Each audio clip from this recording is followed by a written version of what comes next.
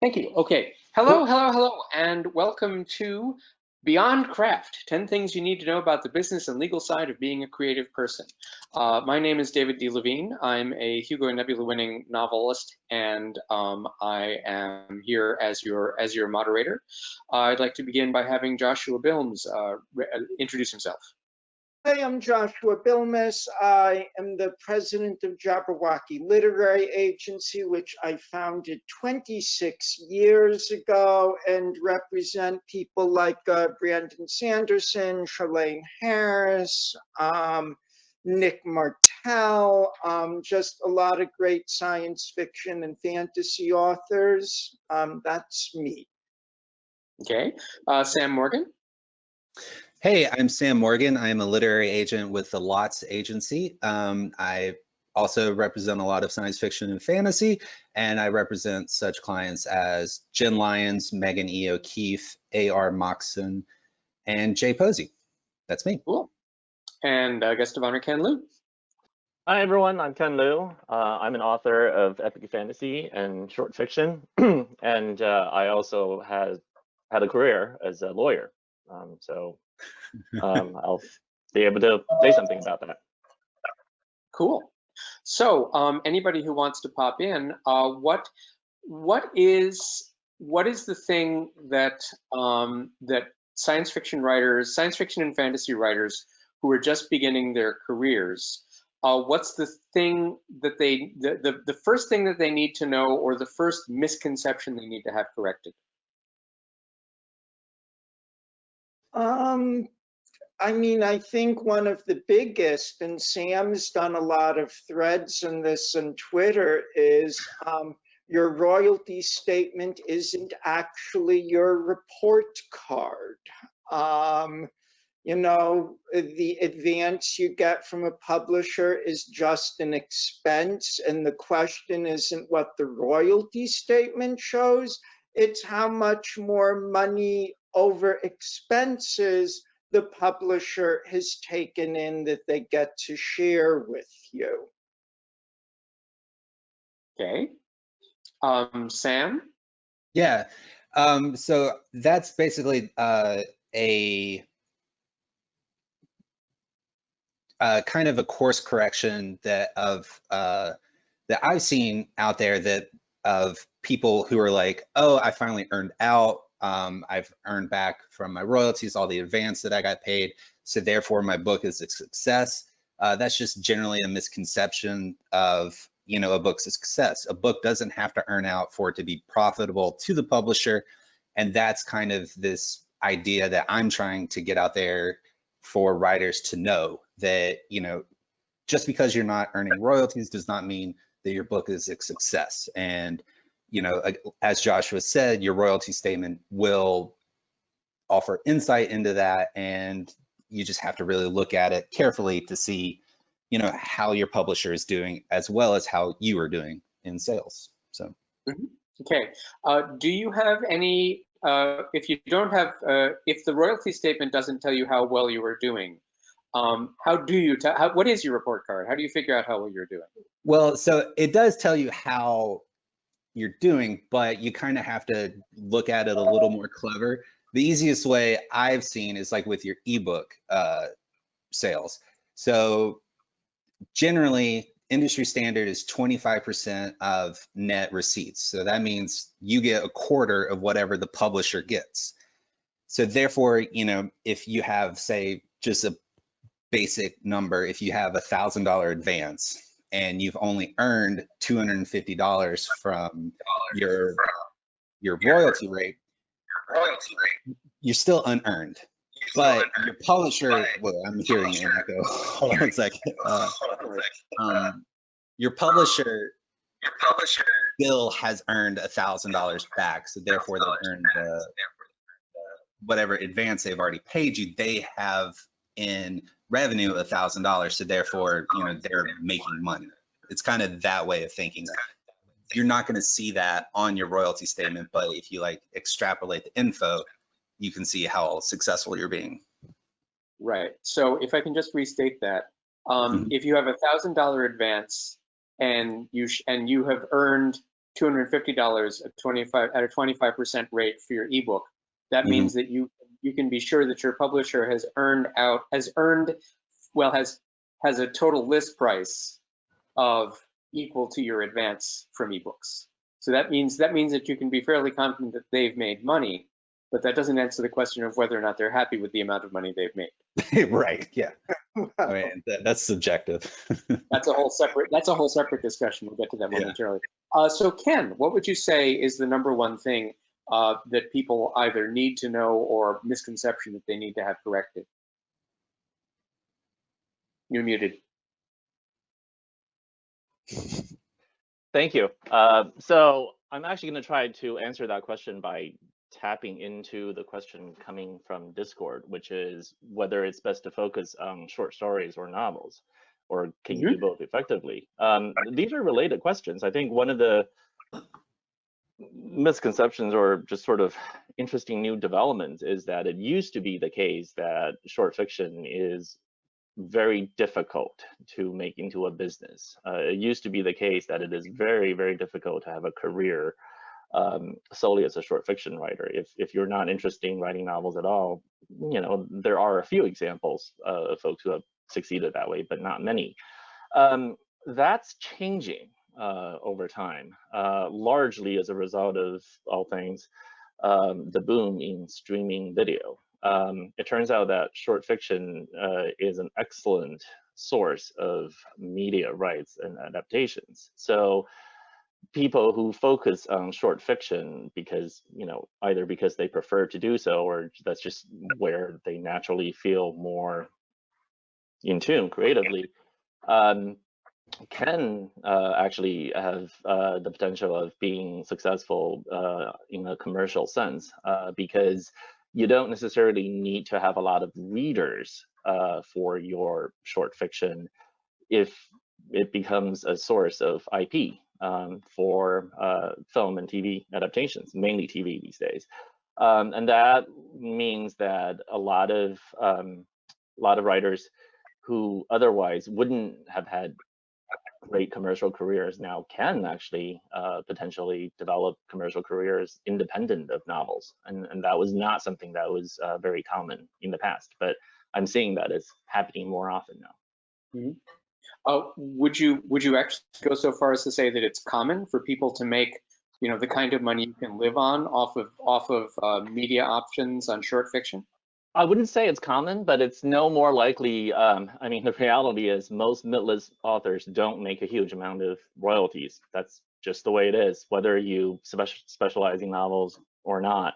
You know, we keep on obsessing over this report card thing. I mean, bottom line is selling more books and having more readers is better than having fewer readers and selling fewer books. It's just the way it is. It's common sense.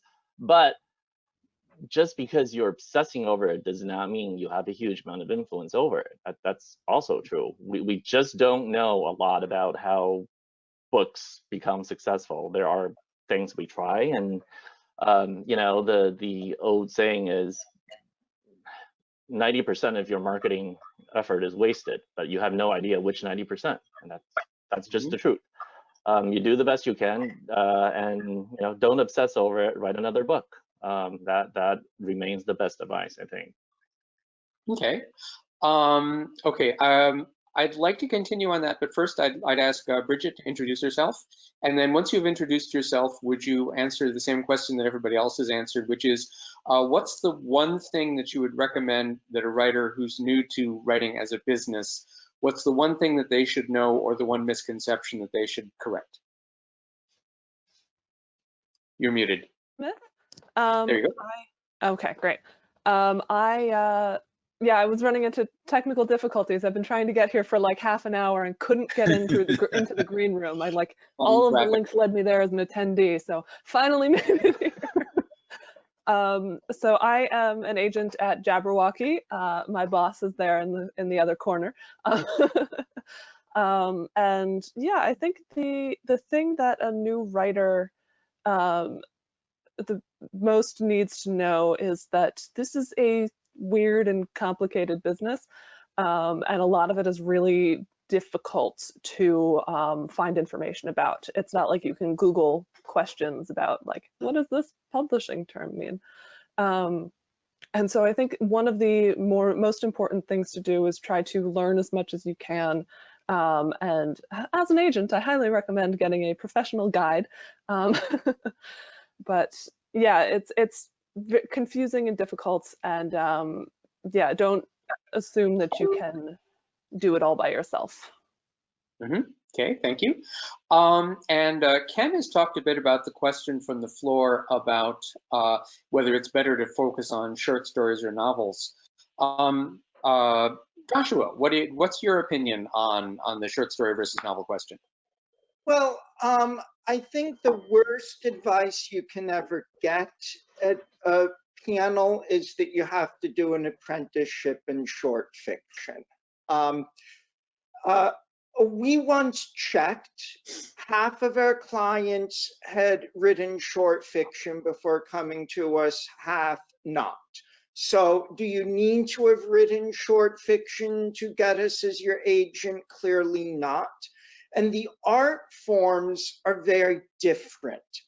I have read novels by Hugo Award-winning short fiction writers who are clearly never going to become successful novelists.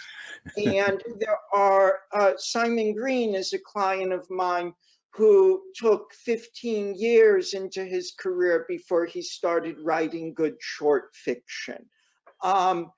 So what you're good at, what gives you passion, and that's what you should be writing, and not feeling like you have to follow a certain path to having a novel published. Okay, Sam, what's your opinion? I echo Joshua's sentiments in that you should do whatever you are passionate about.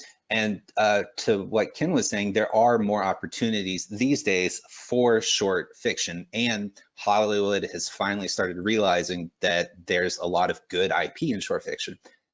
I take a slightly more cynic view in that Hollywood producers and writers just like reading shorter stuff because they don't like reading.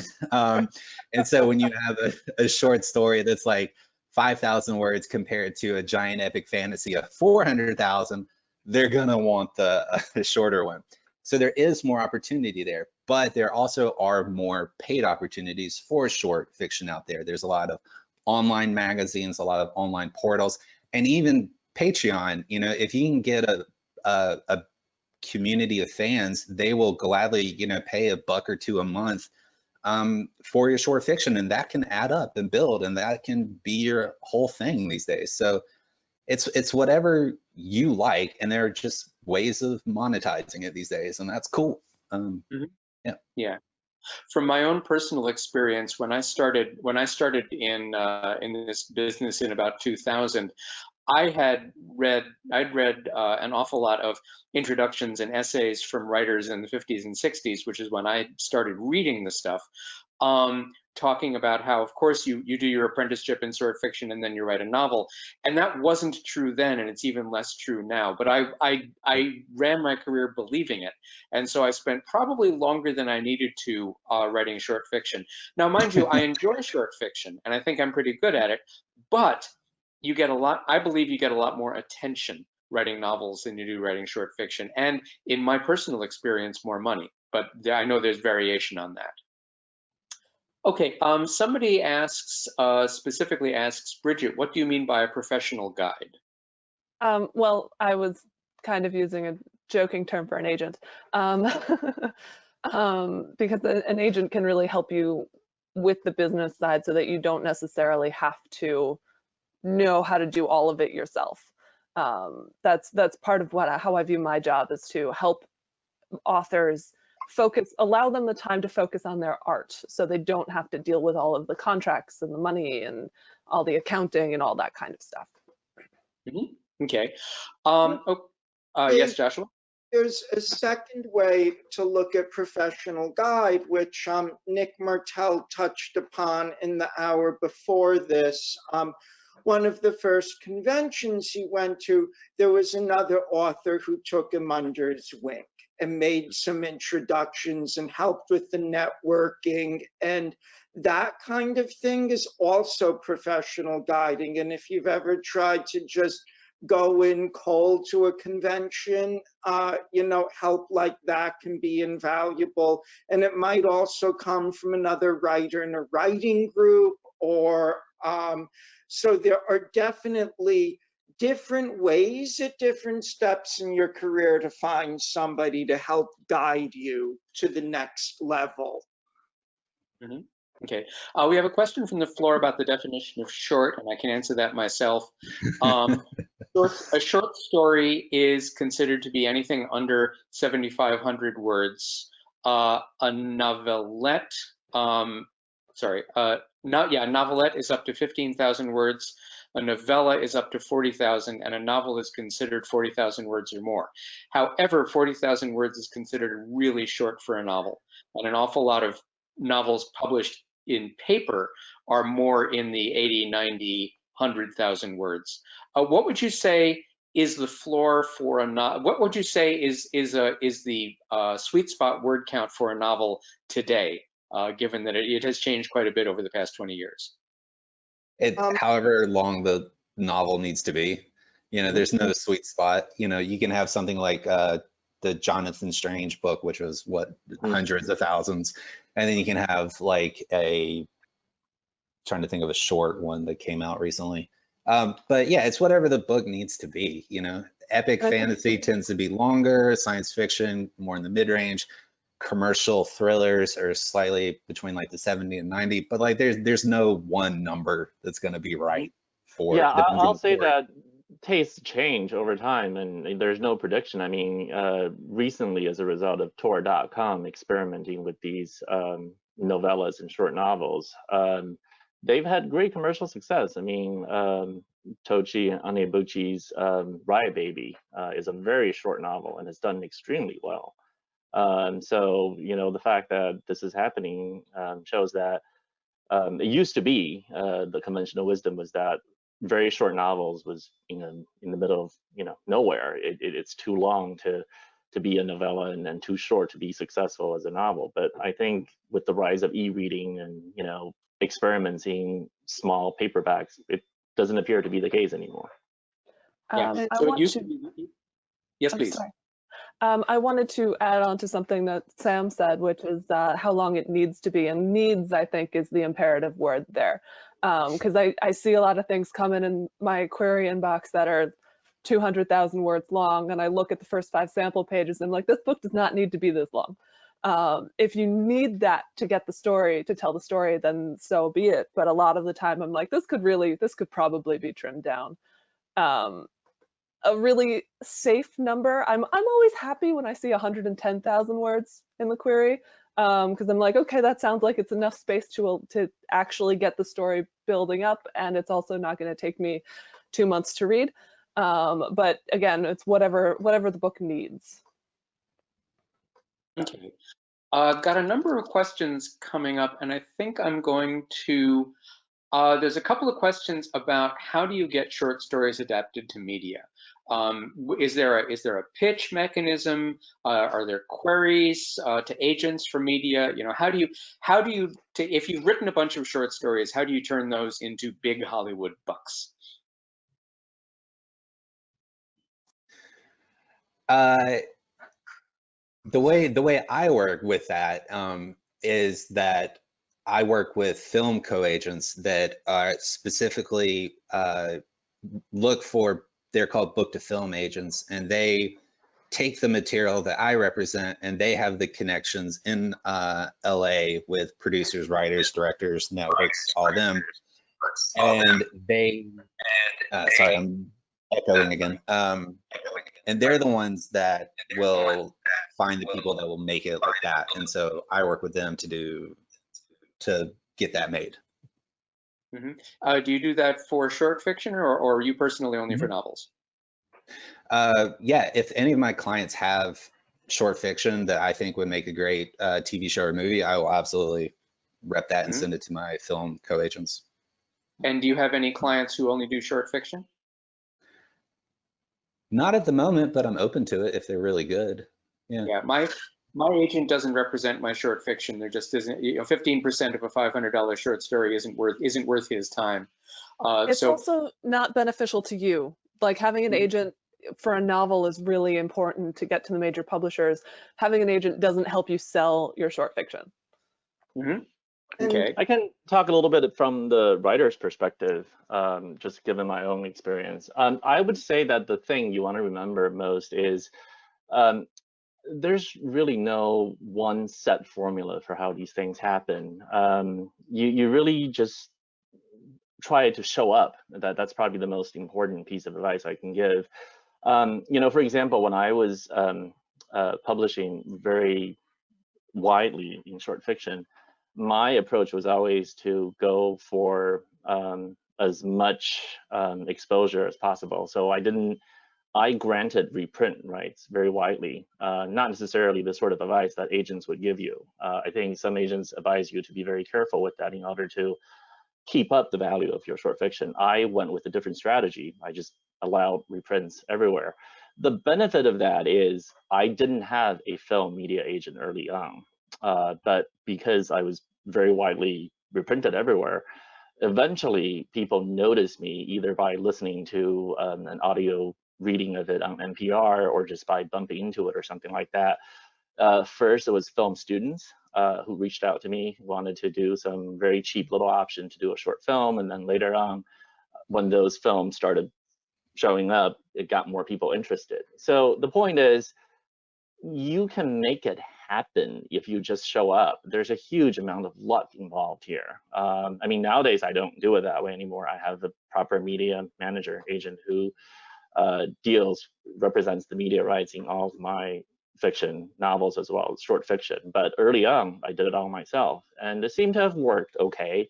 I got enough opportunities that it actually got me to an agent eventually. So it's not, I wouldn't say you should think there's only one path to success. Try different things. And if you just show up, make yourself open, make yourself a good partner to work with. I would say all the standard advice about just being a pleasant, good professional in the field, having your work be out there, that helps more than anything else. Yeah, I would agree that the more widely available your work is, the more likely that somebody in Hollywood will see it and contact you for the rights. Okay, we got plenty of other comments and only about a half an hour to go. If you if you don't have a short fiction publication history, so you don't have any short stories out there and you've never published a novel, what is it about the query that will make the agent say, yes, we want to see that, send me some pages? Great writing. Yeah. Let's see. Bridget, why don't you start? Sure. Yeah, most of my clients have come from my query inbox, and a lot of them have not been extensively published before. So I'm I'm open and looking for new writers to add to my list. And a lot of them are, what really always grabs me is a really sharp, pithy pitch, something that makes me say, ooh, that sounds awesome. And then I also ask for the first 5 pages so I can see if I also think the writing is awesome. And yeah, if it's a combination of a book that sounds cool and writing that I want to read more of, then that's all you need to stand out. Yeah. The description talks about the plot and the pages talk about the prose. And if you can demonstrate both through your pitch, you indicate that your book has an interesting concept and structure, and through your sample pages, you indicate that you can actually generate prose. And if you can do both of those things, then an agent will be more likely to be interested. Joshua, you seem to want to say something. One of the biggest things to me, which is harder to gauge now that people send emails, but the length of a query is a really big. I have a draft of a response I need to send in a partial where I am going to point out to the person that their query letter to me was 600 words long, and that I have, and that all of the recent fantasies I've sold, my query letter was as short, my pitch letter to the publisher was as short as 400, as long as 500 to 550, but there isn't an author out there who needs 600 words to query me when I can pitch a novel to a publisher pretty easily in 500. And guess what I found in the partial from this author? Way too many words. I just think being really efficient with your words and being sure in those words to talk about both yourself and your manuscript. I don't want 200 words of plot description in a query. If there's nothing interesting about you that you can put in a query letter, why would I want to work with you? Mm-hmm. Yeah, I think the general guidance is that a query letter should be about 1 page, maybe 2 at the most, and a page is 250 words roughly. So yeah, it's the dreaded wall of text when I open an email and it's like paragraphs this long, wall to wall, no breaks. I'm like, oh God. Are there any? And I'm gonna direct this one to Sam because he hasn't spoken in a little bit. Are there any red flags in a query that say this author is not ready to be seeking representation? I mean, yes. It kind of goes back to like the purpose of a query is to make me want to read your book. And if the descriptions are flat, if they're boring, if they're unoriginal, I'm just like, you spent all this time in your manuscript and you still can't tell me what drove you to put these words to paper. I'm not feeling the excitement for your book, and then I'm not going to feel the excitement like in your writing. So I'm really looking for just dynamic voice. I'm looking for something original. And if your query is just dull and boring, that's just a huge red flag. And it's really tough to hear that and then see it yourself. Like you really have to, look at it from a fresh perspective. And that's the biggest red flag I see. It's just boring cliches and dull writing. Yeah. Okay. Bridget or Joshua, any red flags for you? The phrase "I've just finished this novel" is always a good red flag. In part because I want you to have thoroughly revised it and also set it aside for a little while and come back to it with fresh eyes and revise it again. But yeah, it's often people who don't seem to have done their research about either what I represent or how to write a query letter. That is often to me a red flag. You can always tell the people who have really, really dug into what makes a good query letter, who've like read every entry on Query Shark, and because just the formatting and the way that the query is written is so sharp and punchy and clear. And I'm like, okay, this person seems like they're already acting like a professional. And so that's always that's a green flag, I guess. And then the people who kind of sit down and are like, I've never done this before, but I've written a book and I hope that you will like to read it. And I'm like, I don't know if this person is quite there yet. I believe that's queryshark.net. I am not 100% sure. Okay. Anyway, if you Google on Query Shark, all one word. Yeah. Any other references for how to write a good query? I'm sorry, Joshua, go ahead. I'll throw in a few things. Probably if you tell me your manuscript has been professionally edited, that's not a good sign. The kind of professional editing you might get often isn't the kind that you need at that stage in your career. Using lots and lots of adjectives. because you're not a third party qualified to use adjectives to describe your own work. Dangling credits where you tell me, this is my third novel, but there's no information about the first two. All of these are things that are very strongly likely to lead me to a no on your query. And a lot of these things, the word I think is co-locate.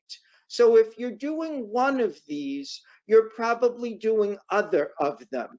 And if you're doing none of them, you're probably actually writing a query that has nothing wrong with it, which happens so rarely that I'm like, oh, this is actually good because it doesn't make any of the common mistakes. Okay, great. I'm going to fold together a couple of questions and I'll direct this to Ken. How do you know if an agent is the right one for you? And what do you look for in an agent or in a short story market? So what I'm going to say is this, agents, feel free to disagree with me. I think the most useful piece of advice I can give to writers looking for an agent is know yourself. I think the worst relationships I've seen come from situations where the writer was just saying, I want a big name agent, or I don't really, I'm going to throw myself onto my agent's mercy. I will do whatever the agent tells me to do. That's actually not a healthy relationship, and it's not terribly helpful. Your agent will not represent you effectively if you don't know how you want to be represented. The better you understand yourself and what you need, the more likely it is you're going to be able to find the right agent. I think it's a special relationship. You know, there's no question that your agent is one of the most important factors in your career. So you really have to know what it is you want out of an agent. Some writers prefer an agent who does a lot of editorial work with them, a lot of editorial input, a lot of editorial control, oversight, advice, etc. Some writers don't want that at all. Some writers prefer an agent who simply says, I like this work, I can represent it, or I cannot represent this, but I'm not going to say anything. If you insist on doing that way, do it. Some writers will write exactly, you know, they will work in close consultation with their agents to craft their work, and some writers find that to be intolerable. You have to figure out what kind of writer you are and what kind of agent you want. When I was looking for my agent, I knew exactly what I wanted, and I was very clear about what sort of advice I wanted and what sort of mentorship I wanted and what sort of things I want my agent to not talk to me about and not tell me, you know, this is what I want to do. If you don't like it, just say no. And because I was very clear, I've had a very good relationship with my agents. It helps to know what you want and to be clear and to express yourself clearly. Mm-hmm. Okay, and as the only other non-agent in this group, I'll answer the question myself. Is how do you figure out which agent is the right one for you? One thing you can do is if you have friends in the writing biz, you can ask about their agents and ask not only do you like your agent, but what do you look for in an agent? Because different people are looking for different things in an agent. And how do you determine what kind of agent a person is going to be? I mean, let's say you want a really hands-on agent. How do you find one? There are you know, Writer's Digest, and there's a lot of there's Query Shark and what's the name of the there's message boards where people talk about responses that they've gotten from agents. Absolute Right. Absolute Right, yeah. So there's a lot of places you can look online for answers to the question, what kind of agent is this? And I personally found my agent by going through Writer's Digest has a long-running series of interviewing newer agents about what they're looking for. And so I went through the last few years of those newer agents and found several that seemed to be looking for what I had. And so I applied to those newer agents because I thought they would be hungrier, and it turns out that one of them wound up being my agent. Okay.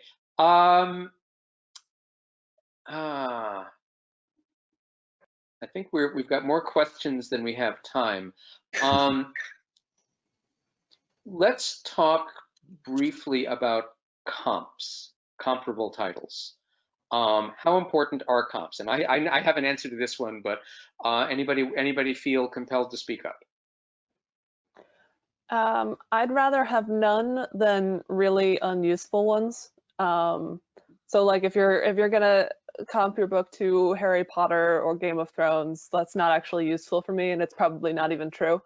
So I'd rather, like, if you can't find something that's been successful in recent years and it's very specifically similar to your book, I'd rather just leave it blank and get a sense of it from the pitch itself.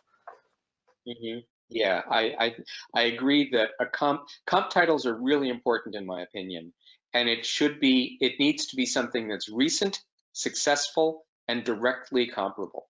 Because everybody wants to say that they've got the next Game of Thrones or the next Lord of the Rings, but if you can be more specific, it's better. I have found that that the works of mine that have really strong comps are the ones that have been most successful. And that is something that has to be built in from the time you begin writing it. It's not something you can just sort of figure out and apply later on during the process of shopping the book around. You have to have your comps in mind from the beginning. Yeah, and it really helps. It helps. Oh, sorry. Go ahead, please. I was just going to say that, like, the way I like to think of it is just it's similar but different, and then you want to explain what is different about it. I once got a query that said it was like Game of Thrones, Lord of the Rings, Twilight, Harry Potter, and Hunger Games, and I was just like, those are not similar in the slightest. Like, yeah, it's just like the 5 biggest franchises of the past 20 years. Like, what, this means nothing. Yeah, but if you are going to compare to something big like Game of Thrones, find something specific within it and tell me why it's like that. So if it's like the political mechanization of Game of Thrones, that's an okay comp, but don't just say it's like Game of Thrones, because like that's a huge thing. Like, that's everybody not helpful. The other thing you can do with that is Game of Thrones meets something much smaller and much more specific. So that can give me sort of a sense of what exactly, like, where it is in the middle of the market.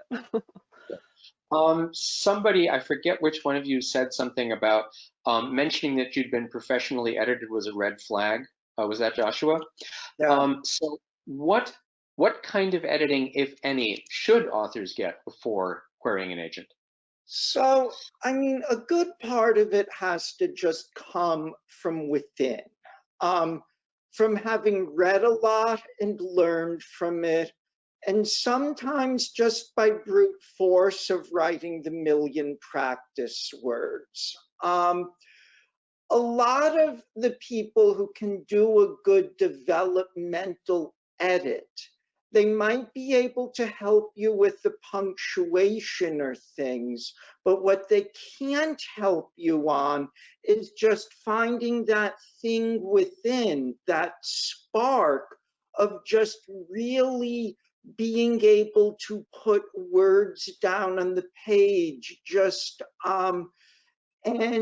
and so you've got to be ready, kind of, to just be able to be at a point where what you need is the fine tuning. And hiring a professional editor doesn't actually speak to whether you're at that point. It's the words that you've put on the page that speak to that. And everything else you do with valuable words in a query letter is more likely to get me to want to read the words on your page than the words "my manuscript has been professionally edited." Okay.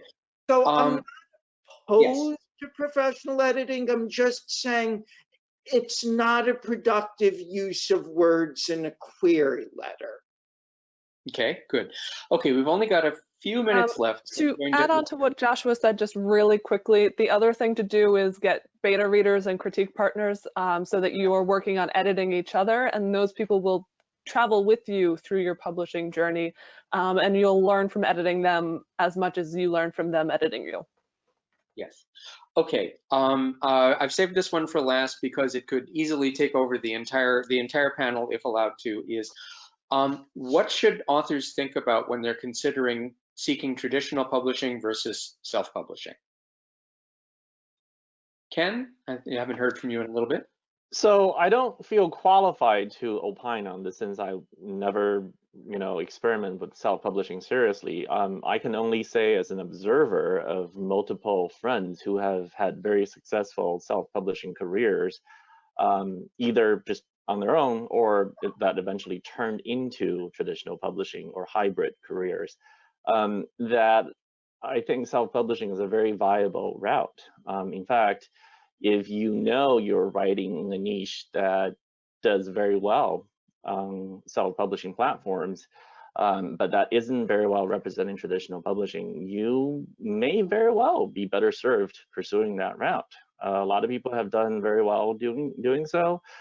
So it's sort of like the earlier question about short fiction versus novels. It's not required that you write short stories before you do novels, and I don't think it's required for you to have a viable career to go through traditional publishing. I think self-publishing is very viable and may serve some writers much better than traditional route. And also, if you do go into self-publishing, that's not the end of the possibility of exploring traditional publishing.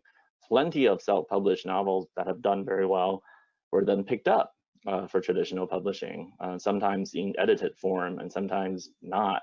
But it happens, so it's not impossible. Mm-hmm. Bridget, Joshua, Sam, any opinions on this?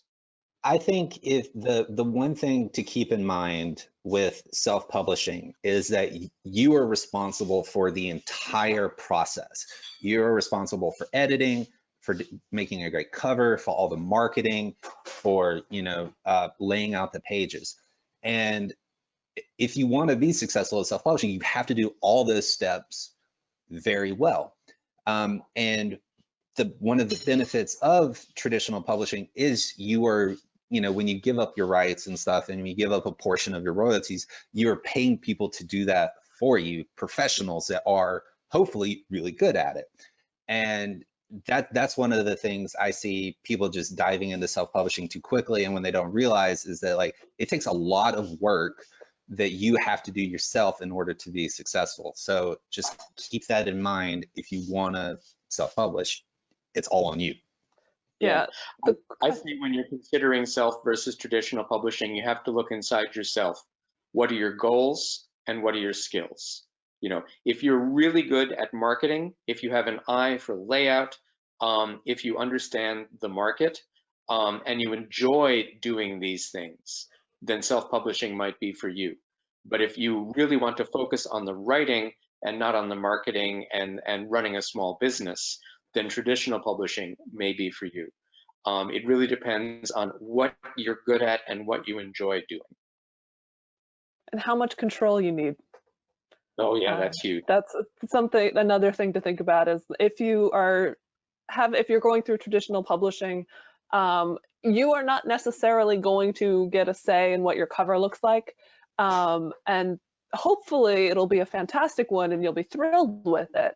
But some people need to have really fine control over every step of the process. And for those people, publishing is probably a better shot than traditional, just because you can't get that same kind of control. But as you said, David, a lot of people would rather just do the writing and let other people handle all the other stuff. And for them, traditional publishing is much better.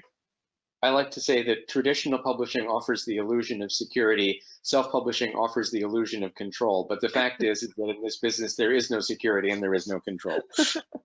And I also think one other thing is self-publishing can skew the market a little bit. Like to give an example with people have a credit every month if they subscribe to audiobooks.com or Audible or something. Sometimes they buy by the word because they want to get the most words for their credit. But that doesn't mean that actually all of the words they're buying are as good as they might be in another circumstance. But you can make a lot of money selling things by the word sometimes. It's just a different thing than what I want to do, but it's not a more or less valid thing. It's just a different one. Okay, so we just got a couple of minutes for final comments. We'll start with Ken. Really, what I have to say is probably very familiar to everyone by now. You have to know yourself, and you have to accept that there is no formula for success. You're gonna have to try different things. Things that work for other writers won't necessarily work for you. So go out, have fun, and you know, do what interests you and what gets you energized, and then hopefully the money will follow. Okay, Sam, wrap up. Yeah, just do your research, find out as much as you can, read constantly, write even more, and, you know, have fun with it. Yeah. Okay, great. Joshua, final comments.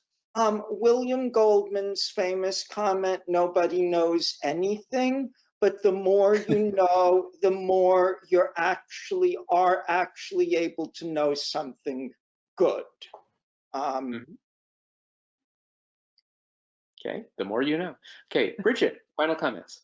Yeah, well, I guess one of the things that is most determinative of success in publishing is just whether you stick to it long enough. You'll go through highs and lows no matter what, and the only way to stick around is to stick around and to keep trying new things. And as Ken said, do what you love and know who you are. So. Yes. Okay. So it looks like it's 10:50, and we've been explicitly instructed to not log ourselves off for fear of crashing the whole platform. But this is the end of our 15-minute hour. So thank you all very much for your participation. I hope this has been helpful. And I'm gonna pop back over to the Discord. And if you have, so I'll be on Discord for a bit after this. In the sorry, which stream we're in? Is this Porthos? Yes, this is Porthos. Yes. So go to Discord in the Porthos stream, and then I will be there to answer questions, and I would welcome the other panelists to do so as well. Thank you so much. Thank you everyone for participating. And yes, I will take care of helping you exit the room. Okay. Live long and prosper. Thank you. David. Thank you.